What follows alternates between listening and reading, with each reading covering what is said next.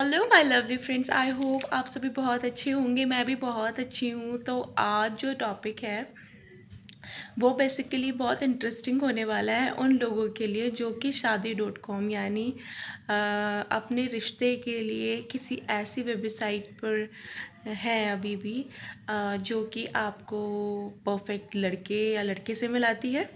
तो मैं भी अपनी शादी से पहले ट्राई किया था और मैं भी इस प्लेटफॉर्म पर थी ताकि मुझे एक अच्छा लवेबल और अंडरस्टैंडिंग पार्टनर मिल जाए। इस बीच मैंने पता है क्या किया, बहुत बार तो आईडी बनाई है और बहुत बार डिलीट की है। अब अगर मैं आपको बोलूँ कि जब आईडी डिलीट ही करनी थी तो बनाने का क्या फ़ायदा। तो वो हुआ यूँ कि मेरे को एक चीज़ है कि मैं ना एक ही टाइम पे बहुत सारे लोगों के साथ कनेक्ट नहीं कर पाती। तो उस पे क्या होता है ना कि जैसे ही आप अपनी आईडी बनाते हो ना, तो कुछ ऐसे सिलेक्टेड चेहरे या प्रोफाइल कह लो आपको दिखना शुरू हो जाते हैं, जो कि आप चाहो तो उसको उसके पास रिक्वेस्ट भी भेज सकते हो और उससे बातचीत भी कर सकते हो। तो सेम मेरी प्रोफाइल में भी ऐसा हो रहा था। और जैसे ही मैंने बनाना मतलब बनाया, बनाते के साथ ही उस पर 5 से 10 तो ऐसे ही रिक्वेस्ट आ जाती। लेकिन वो सारी देखने में ऐसा लगता था कि नहीं, कुछ तो गड़बड़ है।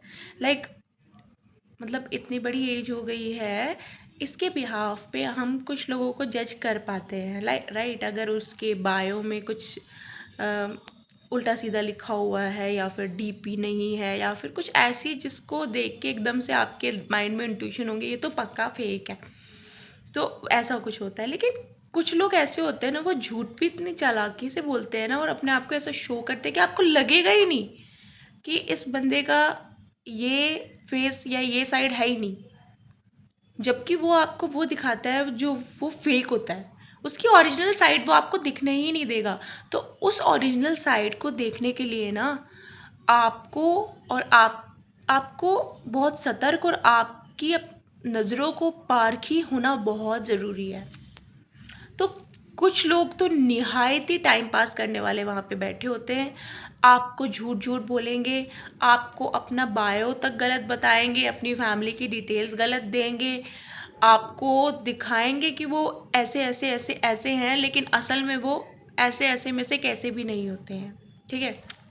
तो मैंने भी बहुत सारे लोगों को ऐसा देखा और बहुत सारे लोगों की ऐसी रिक्वेस्ट आई जिनको तो जिनके बायो देख के ही मतलब आपको हंसी आ जाए।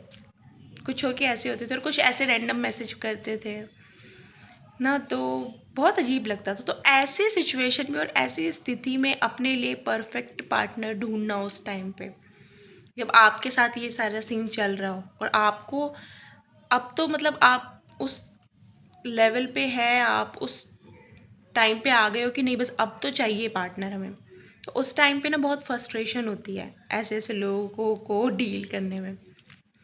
तो आपको उस चीज़ को ना एज आ एक्सपीरियंस ले लेना चाहिए मेरे हिसाब से। तो उस टाइम आपको पता चलता है कि लाइफ में इतने वेले लोग भी होते हैं। ठीक है।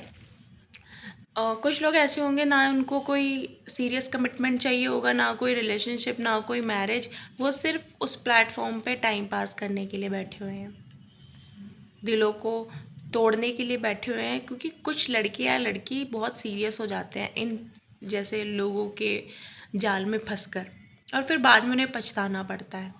तो आपसे रिक्वेस्ट है कि ऐसी कोई भी आईडी जिससे आपको रिक्वेस्ट आ रही है या आपको लग रहा है ना 1% भी कि हाँ इसमें कुछ झोल है, तो भाई झोल है, आप उसको इन्वेस्टिगेट करो।